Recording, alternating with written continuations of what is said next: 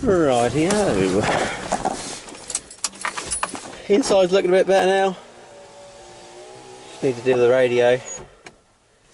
And I hadn't realised till today that that vent's fucked, so switch that out as well.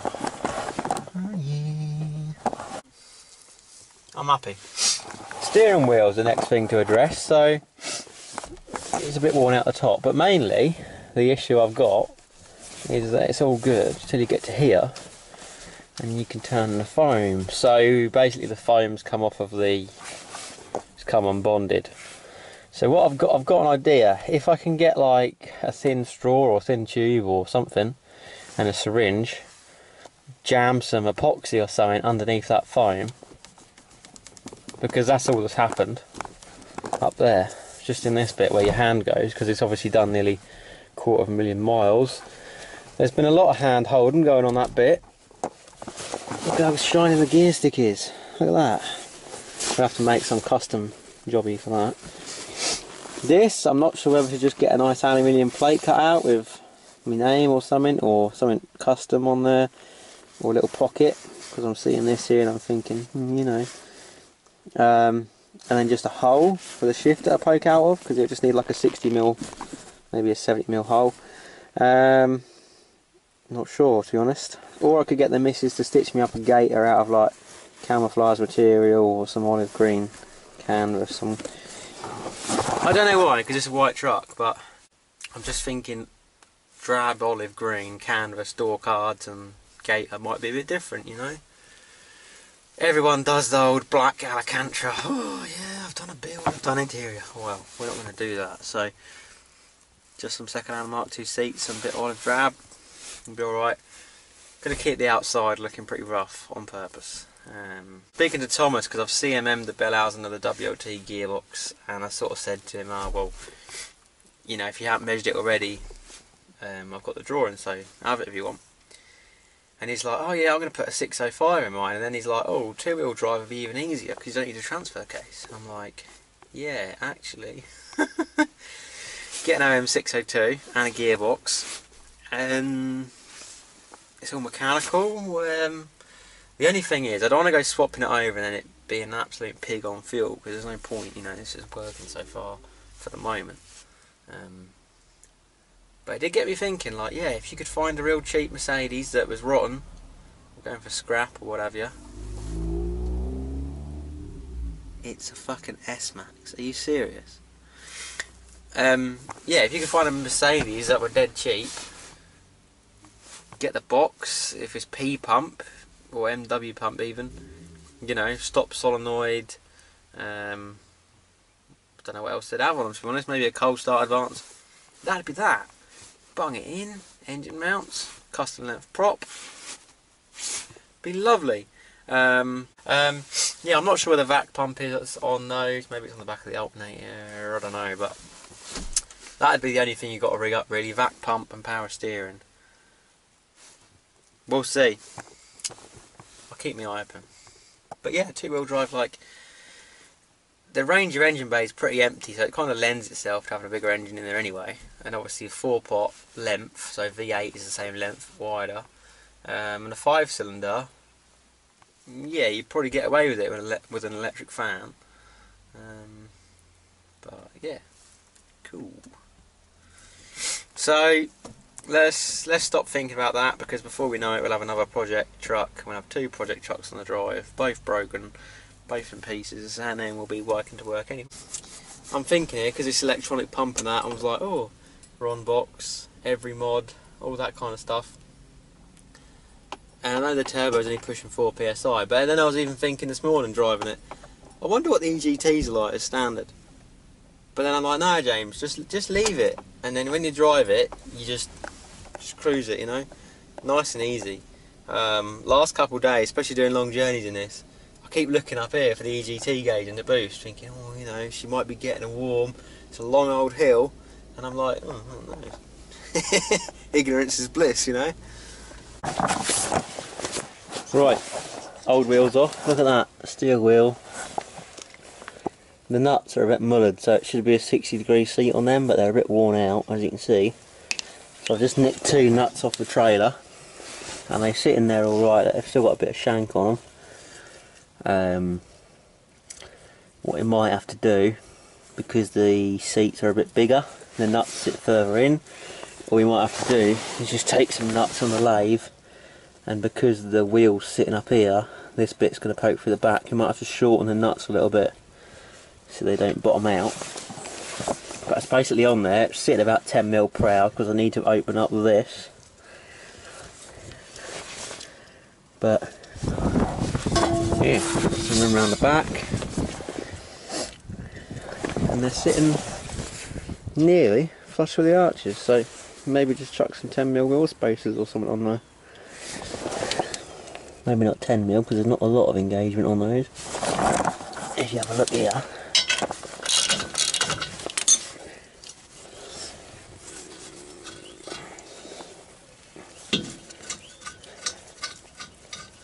there's a bit, but you know, I'd like a bit more than that. Maybe some 8mm wheel spacers. Just get some cut out. That's the plate. They are off a caddy. Yeah, that'd be alright, wouldn't it? That's rust. That's rust. That's been bent.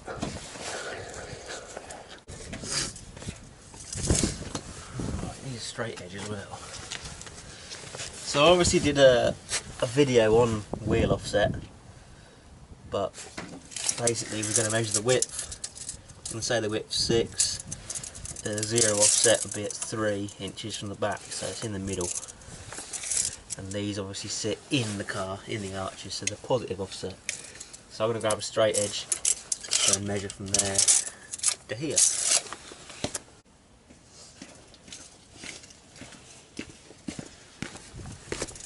This will do. So the rim, the wheel mounting face is about here, just inwards of the edge of the rim.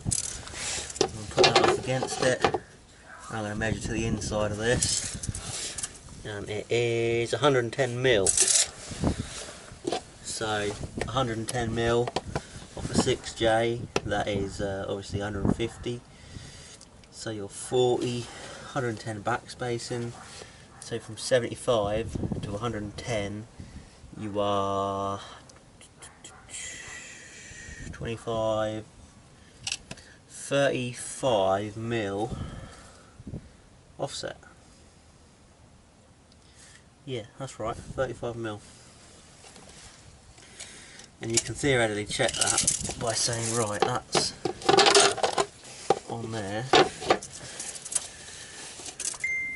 75 is 0, 85 10, 95 20, 30, 35. So yeah, ET plus 35, 35mm positive. And these ones are,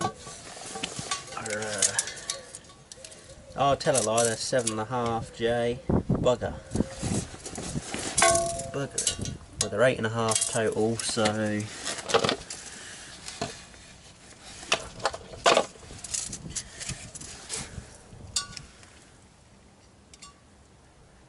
140.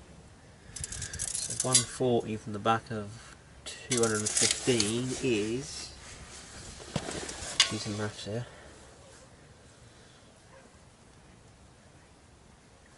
215 divided by 2 equals 107, take away 140 minus 32, so they're 32mm positive, so with an 8mm spacer there'll be 24. So not far off the originals, to be fair. But yeah, those patrol ones were minus 38, so that would be 35mm plus about 70mm plus another 25, so yeah, 95mm further out. And then 9Js, so yeah, another ½ inch over that. Bugger, they'd be right out, wouldn't they? I don't want to get into putting arches and all that stupid shit on at the moment, because the worst thing you'll find when you're further out of the wheels it's not just them sticking out the arches, but when you turn, obviously your ball joint's back here, so the wheel's already doing a bit of this. It's not just spinning on the spot, it's coming round forward and backwards as it turns. So if you come right out from that ball joint, I'll show you something now. Obviously it's an inclined axis, but for instance, say you're 150mm out now, you're going to put another 100mm on that to 250. When you're turning, your wheel's doing that. And the width of the wheel, you end up just smacking the arch and smacking the front bumper when you turn. And that's no good. So keep it sensible.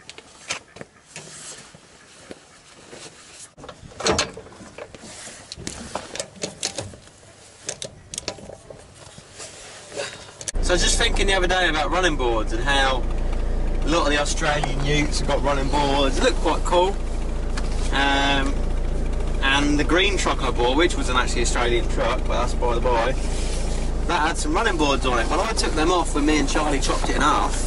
He had the back end and I had the front end. And they just kind of laid down the field, and they're still down there. And I thought last night, I was like, running boards. So I'm going to go nip down there and see if I can find them. Charlie's left us this little thing here to have a go with. Now that's just crying out for 2 car batteries to be plonked in the back and have a little rip round on that. Make sure they don't fall out on the way home. Right, where's these U-bolts at?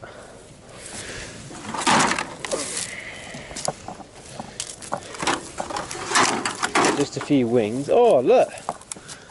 Ice frisbee, or ice boomerang.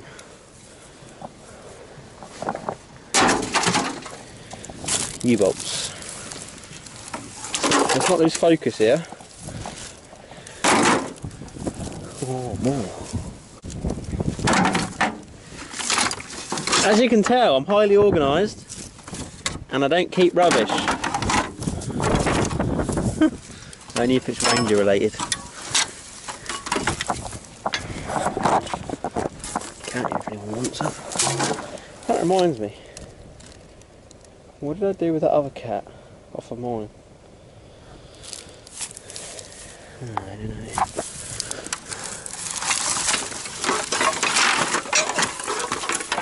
Fan shroud, door seals,